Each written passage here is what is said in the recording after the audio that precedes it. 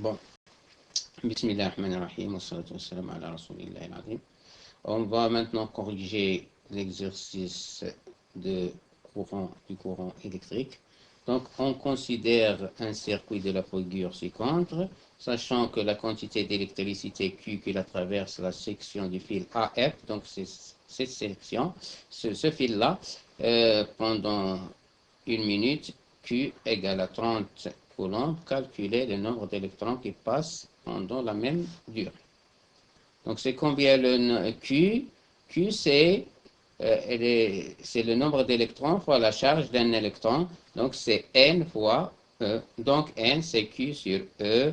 Et on a, après l'application numérique, on trouve 1,88 10 puissance 20. La deuxième question, on déduire la valeur de l'intensité du courant I1 qui traverse la lampe L. Donc, I1, c'est ce courant-là. Donc, on va voir ici, on sait que I1, c'est Q sur T. Donc, T, c'est 1 minute, c'est 60 secondes. Et Q, c'est 30 coulombs. Donc, c'est sur 0,5 ampères. Ou bien, c'est 500 milliampères. On passe au deuxièmement. L'ampère-mètre A comporte 100 divisions et possède des calibres suivants. 5 ampères, 1 ampère, 300 ampères, 100 milliampères. Donc, quel est le calibre le plus adapté?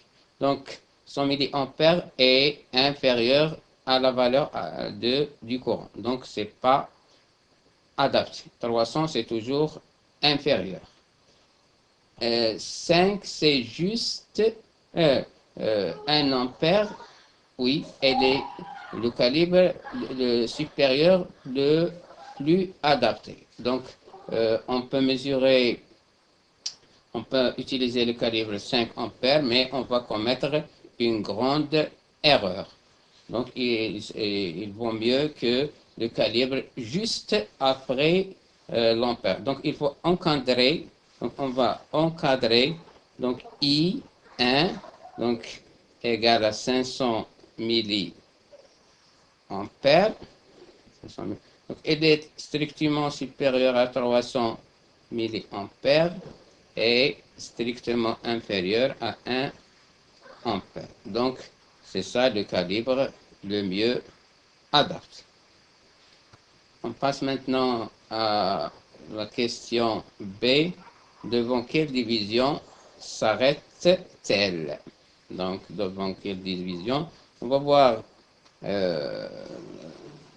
deuxièmement petit b. Donc, on a la relation I1 égale à N égale à C fois N total sur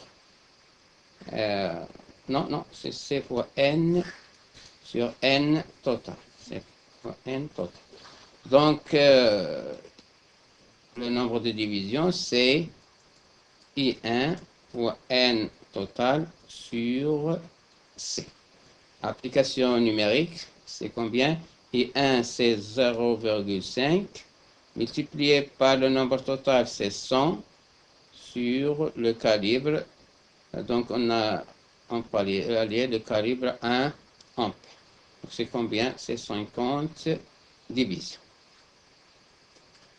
On passe maintenant à la question suivante. Indiquer le sens du courant dans chaque branche.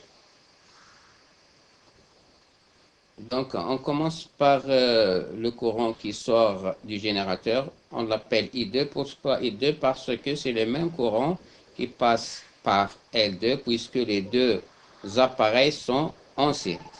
Ici, c'est I3 qui passe dans la lampe L3. C'est le même courant qui passe par L4 parce qu'ils sont en série.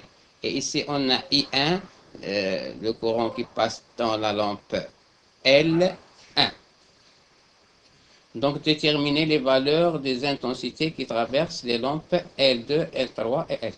On a dit que, puisque I2, c'est la même courant que celui de la lampe, celui du générateur, ils sont en série. Donc I2, c'est combien? C'est 0,8 ampères. On a l'intensité du courant ici, c'est 0,8 ampères.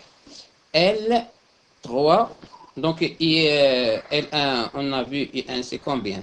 I1, on a vu que c'est 0,5 ampères. Donc ici, on a les nœuds.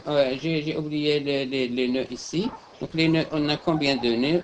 On a deux nœuds. Le premier nœud et le deuxième nœud.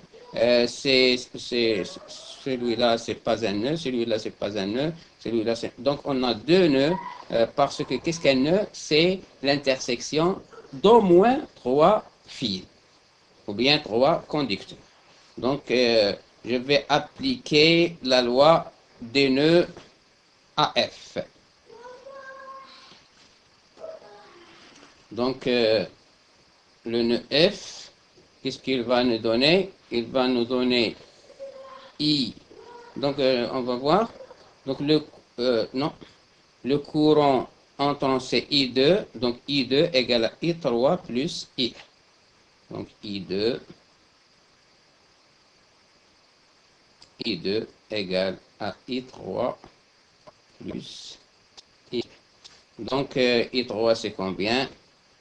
I3, c'est I2 moins I1. Donc, c'est 0,8 moins 0,5 égale à 0,3 ampères.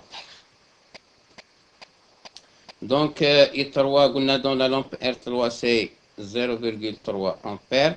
Puisqu'ils sont en série, c'est toujours 0,3 ampères. Merci.